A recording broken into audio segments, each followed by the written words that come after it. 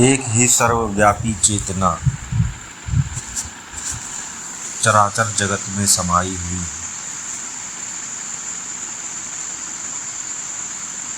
चेतना परमात्मा की creative power, सृजनात्मक शक्ति है और वही चराचर जगत में सभी प्रकार के कर्मों का कारण। परमात्मा परम अकर्ता रूप में स्थित वह आधार है जिस पर यह परम चेतना शक्ति नृत्य करती है।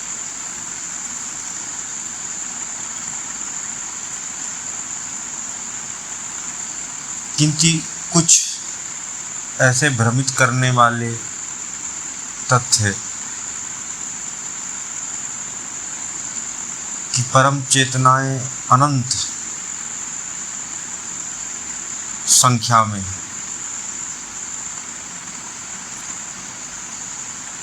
और वो बंधन में आ जाती है। फिर जब परमात्मा की कृपा होती है तो वह बंधन मुक्त होती हैं और समाप्त हो जाती है। चेतना का अस्तित्व समाप्त होते ही परमात्मा की प्राप्ति हो जाती है। तो पहली चीज, चेतना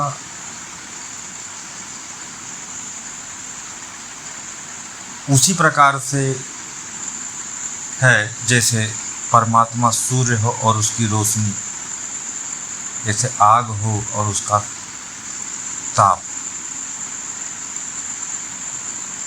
चेतना कभी परमात्मा से भिन्न नहीं।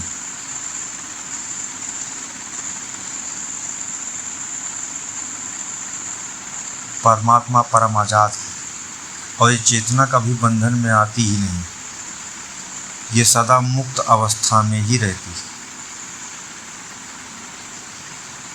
चेतना वह पावर हाउस की विद्युत जैसी है जो विभिन्न उपकरणों में बहती है।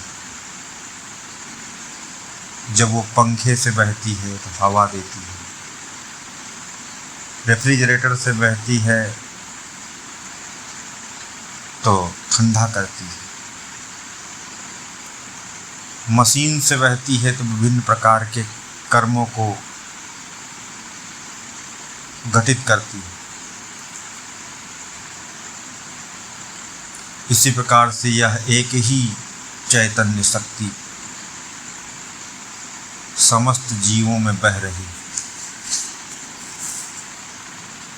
और इसी के कारण ही जीव अनुभव कर पाते हैं, उस परमात्मा के आनंद की अनुभूति कर पाते हैं।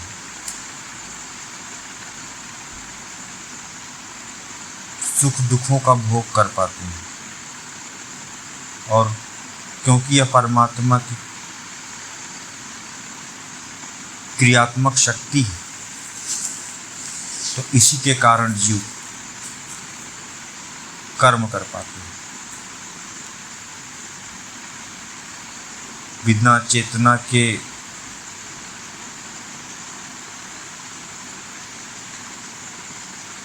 शरीर सौ और चेतना के साथ यह शिव है।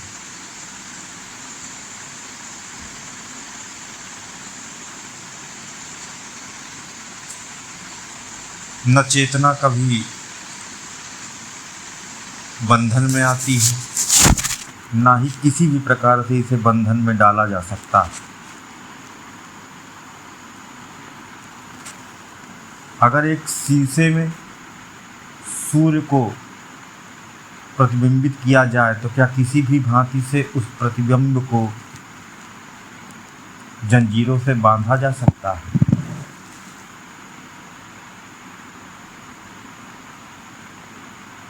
चेतना अनंत संख्या में है, विभिन्न चेतनाएं हैं, तो ये ऐसा ही कल्पना हुई जैसे कि एक से अनेक घड़े और हर घड़े में अलग अलग आकाश को बांधा गया।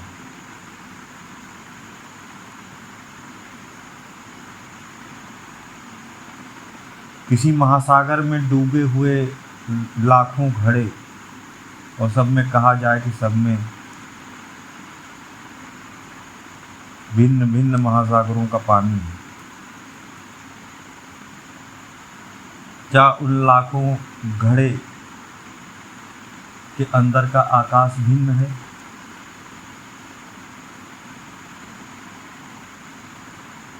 उसी प्रकार से समस्त शरीरों में निहित चेतना भी एक ही है, क्योंकि वह परमात्मिक स्वरूप होने के कारण सदा से मुक्त है, तो उसे मुक्त होने की आवश्यकता नहीं होती।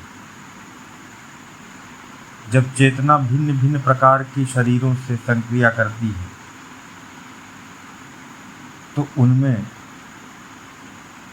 इंद्रियगत संस्कार से लय होने के कारण मन उत्पन्न होता है। तो मनों की संख्या अनंत है, जितने शरीर उतने मन है, और इस मन का कोई अस्तित्व नहीं होता, और यह मन ही ईश्वर से विलग होने के कारण अपने को एक छोटे से शरीर में बंधा हुआ मानने के कारण पृथक अस्तित्व मानता है।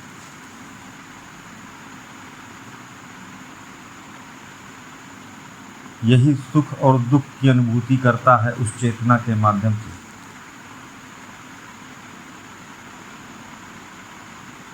परमात्मा कृपा से जब इस मन को इस बात का बोध हो जाता है कि वह अहंकार मात्र है, उसका स्वयं का कोई अस्तित्व नहीं है, वह विचारों का एक ढेर है,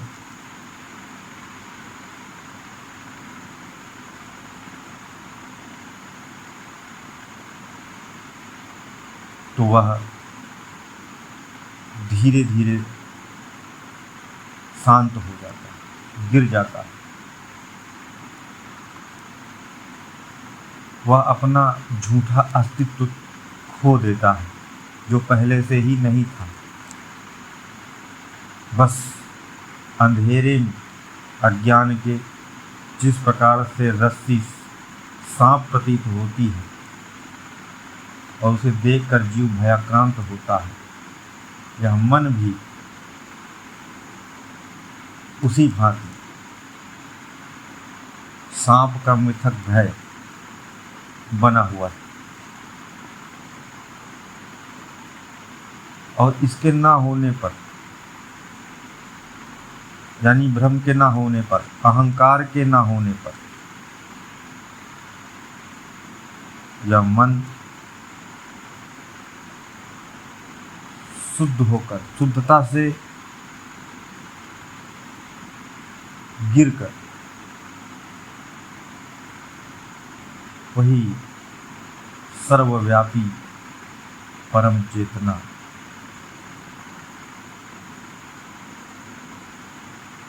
का स्वरूप ही हो जाता है। यह समाप्त होकर सदा के लिए मुक्त हो जाता है। मुक्ति मन की होती है जब यह जान लेता है कि वह एक छोटे से शरीर में बंधा हुआ विचारों का पुलिंदा नहीं है, और परम चैतन्य है। तो क्योंकि मन सीमितता में देखता है और असीमित परम चेतना के सामने उसकी नहीं चलती,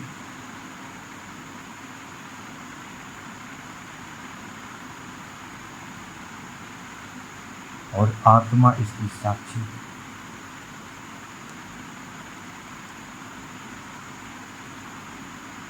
मन के गिरते ही शीशे पर पड़ा हुआ पर्दा हट जाता है,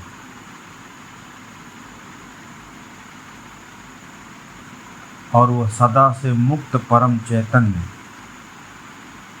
स्पष्ट दृष्टिगोचर होता है।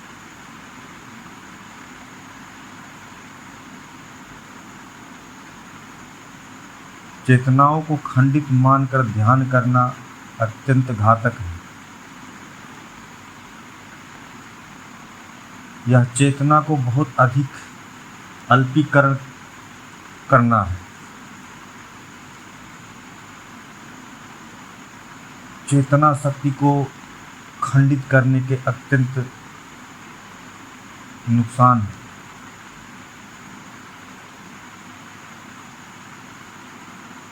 वहीं पर चेतना को सर्वव्यापी और अद्वैत मानना उस परम सत्ता में विलित हो जाने जैसा है। खंडित चेतना की धारणा सांख्य योग के प्राथमिक चरण में पुरुष बहुकत्व कहलाती, यह प्रारंभिक अवस्था होती।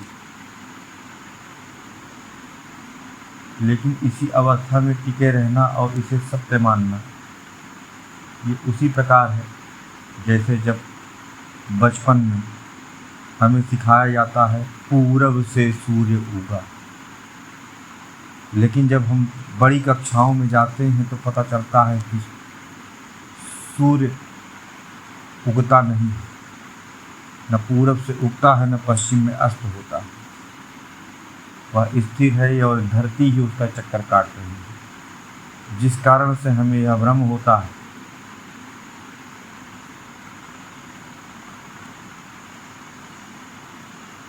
चेतना को खंडित मानना या चेतनाओं की अनंतों संख्या मानना, यह उसी प्रकार से शक्ति क्षीणक दोष लगाता है जैसे कि विशाल महासागर के पानी को छोटे छोटे गड्ढों में भर करके देखना।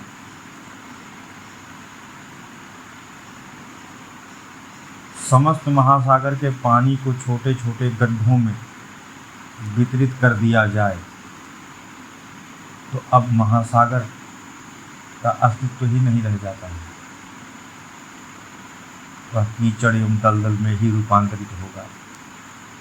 तो चेतनाओं को खंडित समझना हमारे जीवन में दुख एवं दारिद्र्य का वाहक बन जाता है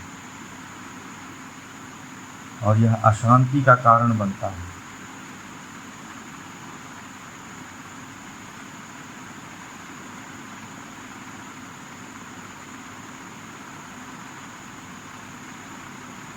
चेतना की लघुता की धारणा को त्याग कर सर्वव्यापिता, परम चैतन्य, अद्वैत शक्ति की ओर ध्यान लगाना है। अपनी चेतना को ऊर्ध्वगमित करना है। जैसे जैसे चेतना का स्तर उठता है वैसे वैसे ही उस परमात्मा की अनन्य शक्ति का बोध होता है।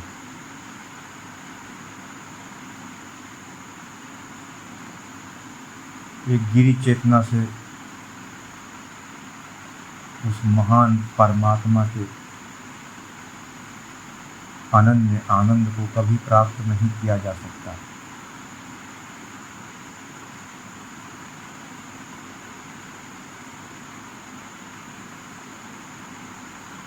देवता मानवों से अधिक प्रसन्न हैं, अधिक शक्ति धारक हैं, क्योंकि उनमें एक सामान्य मनुष्य से अधिक चेतना जागी हुई है।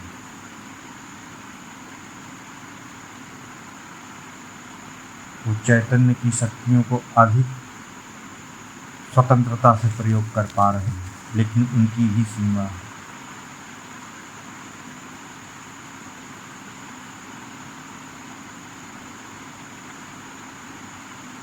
इसी प्रकार से अन्य जीवों की तुलना में मनुष्य अधिक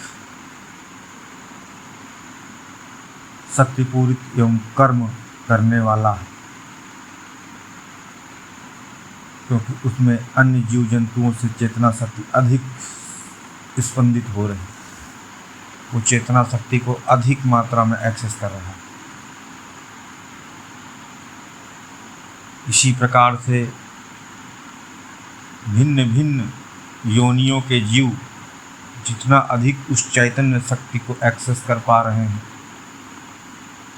उतने अधिक कुछ घटित कर सकने हेतु समर्थवान है।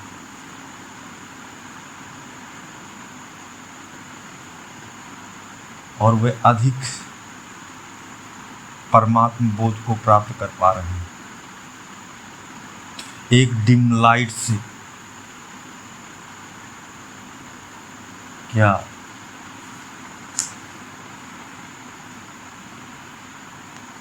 स्वर्ण एवं हीरे से जड़े हुए आभूषण के सौंदर्य को देखा जा सकता है,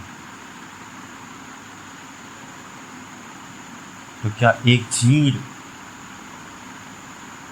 मरी हुई चेतना से उस अनंत के परम सौंदर्य का दर्शन किया जा सकता है? जैसे जैसे टार्च की रोशनी बढ़ेगी, वैसे वैसे अधिक देख पाओगे।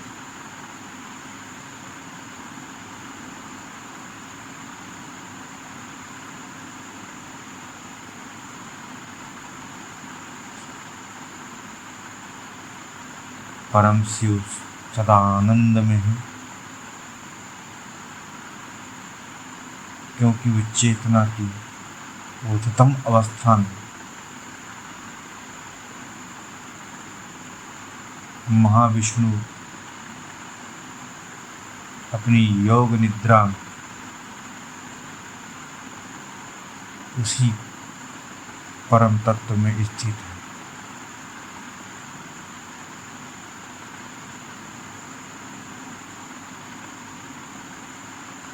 आप भी उसी परम चेतना, अखंडित सर्वव्यापी अद्वैत चेतना जो परमात्मा से विलग नहीं, वही परम प्रकृति है और परम प्रकृति परमात्मा ही है, उससे भिन्न नहीं।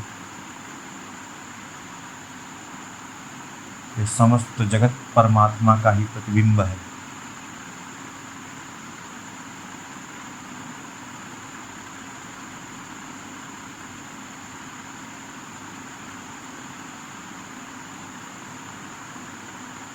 मैं आपकी चेतना के ऊर्ध्वगमन हेतु परमात्मा से प्रार्थना करता हूँ।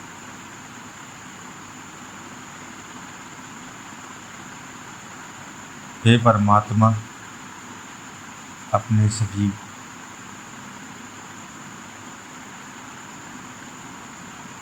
प्रिय जीवों पर कृपा करें, खंडित चेतना द्वेष के प्रभावों से मुक्त करें, ताकि उन्हें आपके चिदानंद स्वरूप का बोध हो।